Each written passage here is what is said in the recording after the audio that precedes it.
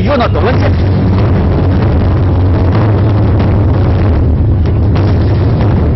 என்ன ஊர் பெரியவங்க எல்லாம் ஒன்னா சேர்ந்து இம்பிடு தூரம் வந்திருக்கீங்க? ஏன் ஊர்ல வேற வேலை வெட்டியே இல்லையா? ஊர் மக்களையும் விவசாயத்தையும் பாதிக்கிற மாதிரி எது நடந்தாலும் அங்க இந்த ராமசாமி இருப்பான். இத பாருங்க, எனக்கு நிறைய வேலை இருக்கு. வந்த வேலை என்னன்னு கொஞ்சம் சீக்கிரம் சொன்னா நல்லா இருக்கும். உங்க நிலத்தை இவங்களுக்கு விற்க கூடாது. அத சொல்ல உங்களுக்கு உரிமை இல்ல. படிக்கிற ஒவ்வொருத்தருக்கும் சொல்றதுக்கு உரிமை இருக்கு. இது என் சொந்த விஷயம், நீங்க தலையிடக்கூடாது. ஊருக்கு ஒரு பிரச்சனைனா அது பொது விஷயம் தான். ஐயா பெரியவங்களே, இது பஞ்சாயத்து நிலமும் இல்ல, கோவில் நிலமும் இல்ல, புறம்போக்கு நிலமும் கிடையாது. பரம்பரையா எங்க குடும்பத்துல இருந்த பூர்வீக சொத்து. இத விக்கிறதுக்கு நான் யாரும் கேட்க வேண்டிய அவசியமே இல்ல. பரம்பரையா வந்த சொந்த நிலம்னு சொல்றியே, இப்ப நீ செய்யற மாதிரி உனக்கு முன்னாடி தலைமுறை இந்த நிலத்தை வச்சிருந்தாங்கன்னா நீ நானும் சோத்துக்கு திண்டாடி இருப்போம். உனக்கு சொன்னா தெரியாது, பட்டாதான் புரியும். இதை பார், நீ விற்க கூடாதுன்னு இல்ல, விற்க முடியாது. எந்த காலத்திலையும் விவசாயம் அழியாது.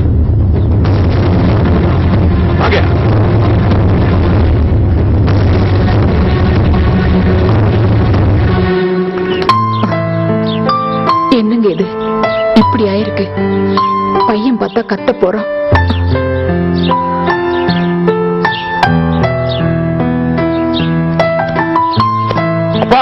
என்னப்பாச்சு?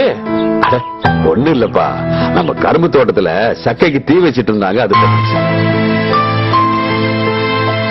என்னப்பா இது? இதுக்கே வருத்தப்பட்ட எப்படி? என்னைக்கு இருந்தாலும் நீதான் எனக்கு கொல்லி வைக்க போற. அப்படி சொல்லாதீங்க போ. ஆமா கணக்கு புள்ள, அந்த பயிருக்கெல்லாம் உரம் போட்டாச்சா? போட்டாச்சுங்க. என்ன உரம் போட்டீங்க? எப்பவும் போடுற யூரியா தான். அப்படியா? ஐயா ஒரு விஷயம் சொல்லுங்க. பஞ்சமே இல்லாம படிய வைக்கிற இந்த பூமியில நெஞ்சில் நஞ்சத்தோ பாக்குற அந்த ஈஸ்வரி அம்மா அவளை சும்மா விடக்கூடாதுங்கய்யா. ஏதாவது ஒண்ணு பண்ண பார். இந்த ஊருக்கு ஒரு பிரச்சனைனா என்ன சும்மா இருக்க முடியாது. நான் முடிவு பண்ணிட்டேன், டவுனுக்கு போய் கலெக்டர் பார்த்து பேசுறதுன்னு. கணக்கு ஐயா வக்கீல பார்த்து இந்த விஷயத்தை சொல்லிட்டு நான் ஊருக்கு போறதுக்கு வேண்டிய ஏற்பாடு பண்ணு. நான் போய் குளிச்சுட்டு வந்துடுறேன். சரிங்க ஐயா.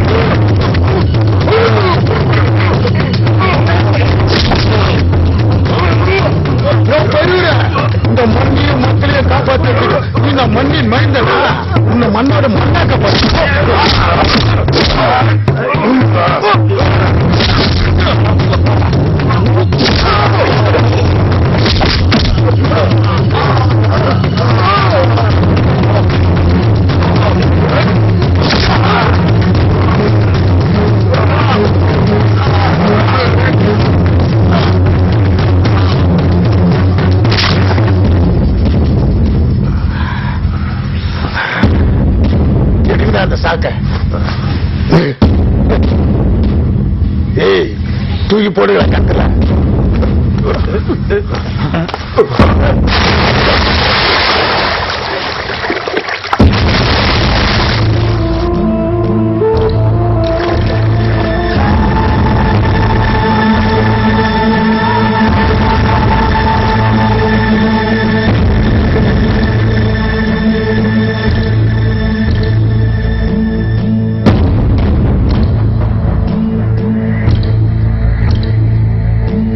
சாமிக்கு உறக்க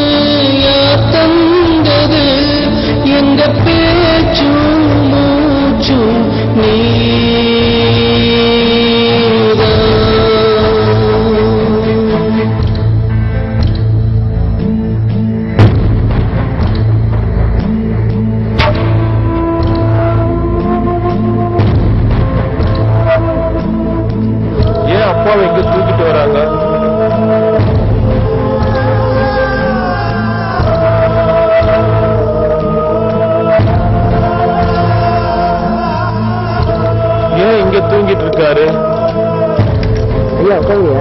இவன் யாரு? ஐயோ, என்ன நடக்குது இங்க? என்னடா நடக்குது? டேய், எழுதுங்கடா. ஐயோ, அப்பா மேல கட்டையெல்லாம் அடுக்குறீங்க. தம்பி இப்படி அவரு ஏன் கட்டையெல்லாம் அடுக்குறீங்க? இவன் ஏன் கத்தியா காட்டுறா? டேய் போடா. டேய், அப்பா தூங்குறாரு. அப்பா நல்லா தூங்குறாரு. தம்பி அடம் பிடிக்காதீங்க தம்பி, ஐயாவுக்கு எல்லாமே நீங்க தான் செய்யணும். எந்திரிச்சு வாங்க. வைத்தியக்கார பசங்களா, அவரு தூங்குறாரா? தூங்கி எழுந்ததுமே என்ன கூப்பிடுங்கண்ணா, கூப்பிடுங்க. நான் என்னடா புரிய மாட்டேன். தூங்குறாரா? தூங்குறாரு.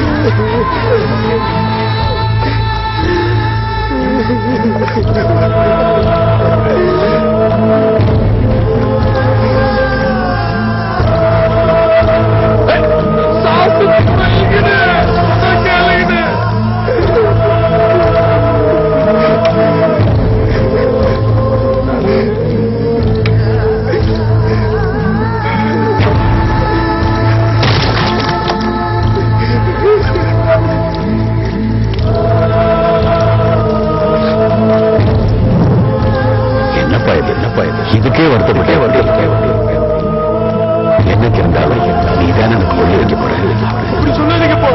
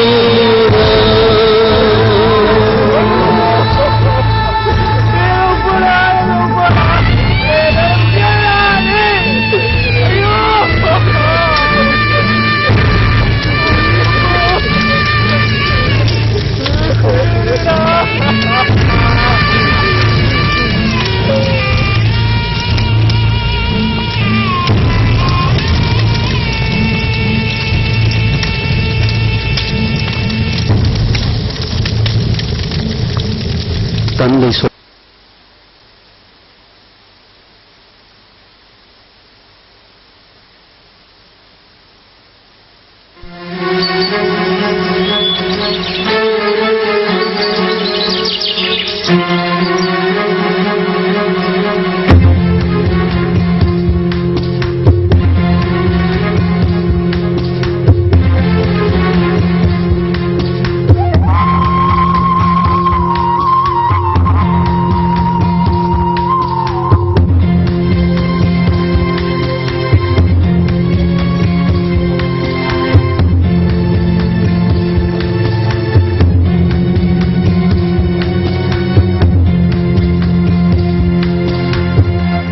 தம்பி, எத்தனை நாள்தான் இப்படியே இருப்பீங்க? ஐயாவுடைய இழப்பை யாராலும் ஈடுகட்ட முடியாது. நீங்களே இப்படி இருந்தீங்கன்னா அம்மாவுக்கு யார் ஆறுதல் சொல்லுவாங்க? இந்த பொண்ணு முகத்தை பாருங்க. இந்த ஊரு மக்களும் ஐயாவுக்கு அப்புறம் உங்களை தான் நம்பி இருக்காங்க. நாங்க அந்த தோட்டத்துக்கு போய் வரலாம்.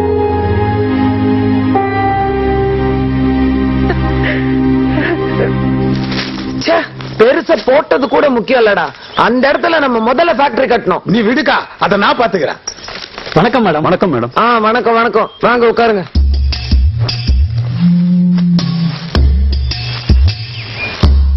மேடம், இது விவசாயத்துக்கு உதவாத கரிசல் மண்ணு. இது விவசாயம் பண்ற நன்செய் மண்ணு. இதுல ஃபேக்டரி கட்டணும்னா சரிப்படாது மேடம். சரிப்பட்டு வராதுன்னா எப்படி? அவங்களுக்கு நான் வாக்கு கொடுத்துட்டேன்ல. அதனால என்ன மேடம், மேலதிகாரிகளை கவனிச்சுட்டா எந்த வித மண்ணும் ஒத்து போகணும் சர்டிபிகேட் கொடுத்துட்டு போறாங்க. அப்படின்னா அந்த நேரத்துல ஃபேக்டரி கட்ட ஆர்டர் வாங்கி கொடுங்க. அவங்களுக்கு எவ்வளவு வேணுமோ நாங்க கொடுத்துறோம். இது அக்ரிகல்ச்சர் டிபார்ட்மெண்ட் சம்பந்தப்பட்ட விஷயம்.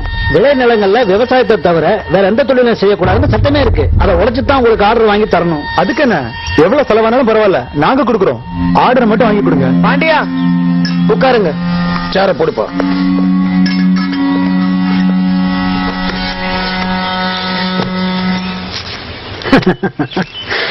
நீங்க ஒண்ணு கவலையே படாதீங்க. எப்பேற்பட்ட இடத்துலயும் நாங்க ஆர்டர் வாங்கிடுவோம். ஆனா ஒண்ணு, ஆர்டர் கிடைக்கிறதுக்கு எப்படி 3 மாசம் ஆகும். அது வரைக்கும் ஃபேக்டரி கட்டுறதுக்கு நீங்க எந்த முன்னேற்பாடும் பண்ணக்கூடாது. அப்புறம் ஏதாவது பிரச்சனை வந்துச்சுன்னா நாங்க பொறுப்பு கிடையாது. கண்டிப்பா எந்த ஏற்பாடும் பண்ண மாட்டோம். நீங்க ஆர்டர் மட்டும் வாங்கி கொடுத்தா போதும். அப்படியே மெயின்டைன் பண்ணுங்க. சரி, அப்ப நாங்க வரோம் மேடம். வரேன் சார். என்னடா இன்னும் 3 மாசம் ஆகுங்கிறாங்க? பொறுத்ததுதான் பொருத்தம். இன்னும் 3 மாசம் தானேக்கா? எத்தனை மாசம் ஆனாலும் பரவாயில்ல, எனக்கு அங்க ஃபேக்டரி கட்டி ஆகணும். இந்தாங்க மேடம், இந்த அக்ரிமெண்ட்டை படிச்சு பார்த்து சைன் பண்ணுங்க.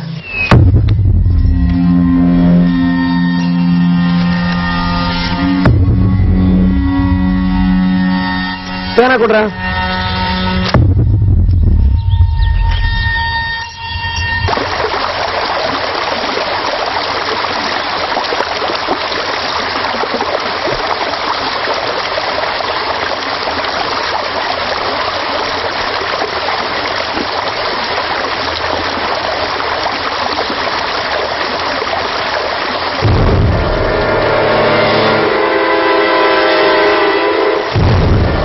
அவன் பிறந்த அன்னைக்கு ஐயா பட்ட சந்தோஷத்துக்கு அளவே இல்லை.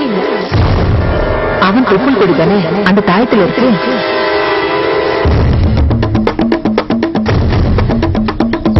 ஏட்டா சின்ன இப்படி மூச்சு வரைக்கும் ஓடி வர்ற? என்ன விஷயம்? அம்மா இங்க பாருங்க. இது எங்க இருக்கு? ஆத்துல புது கழிச்சியே கிடைச்சதுமா. இது ஐயாவோட தாயத்தாச்சே. பக்கத்து ஊர்ல கரிமுட்டம் போடுற சடையாண்டி சட்டப்பையில இருந்துச்சுமா அந்த தாயத்து. அவன் எப்பவுமே ஈஸ்வரி கூடயே தான் சுத்திக்கிட்டு இருப்பான். சடையாண்டி பையில ஐயாவுடைய தாயத்து இருந்ததுனால அவன் தான் கொலை செஞ்சு போன சந்தேகப்படுறாமா.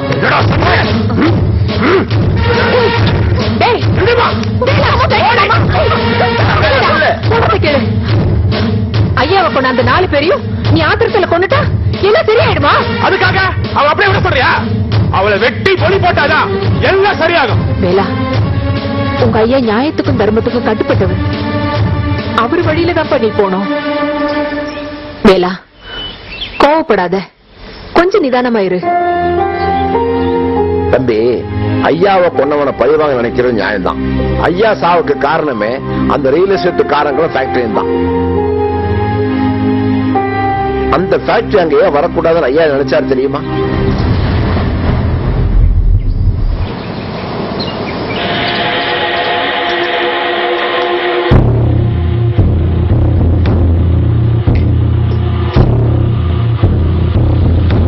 என்ன கணக்கு பிள்ளை இது? இந்த ஊர்ல குடிக்க தண்ணி கூட கிடைக்காதா? ஏன் இந்த நிலைமை?